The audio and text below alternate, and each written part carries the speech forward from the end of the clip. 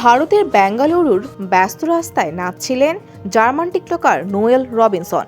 হঠাৎই সেই নাচ থেমে যায় পুলিশের হস্তক্ষেপে। টিকটকে জনপ্রিয় এই কন্টেন্ট ক্রিয়েটর ও নৃত্যশিল্পীকে আটক করে পুলিশ, কারণ অনুমতি ছাড়া রাস্তার মধ্যে ভিডিও ধারণ। ঘটনাটি ঘটেছে গত বুধবার।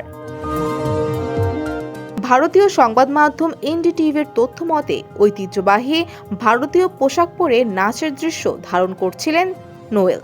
তখন সড়কে ভিড় জমে যায়, আর জনসুরক্ষার কথা মাথায় রেখে পুলিশ তাকে প্রায় 15 মিনিটের জন্য থানায় নিয়ে যায়। পরে তাকে সতর্ক করা হয় ও জরিমানা করে ছেড়ে দেওয়া হয়।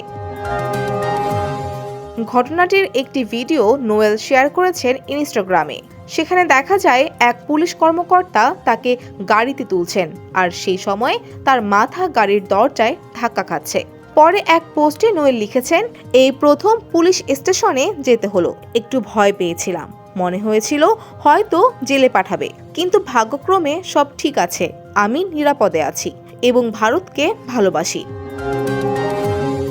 এর আগে আর এক জার্মান টিকটকার ইউনেস জারুকেও বেঙ্গালুরুর চার্চ স্ট্রিটে একই কারণে পুলিশ জিজ্ঞাসাবাদ করেছিল।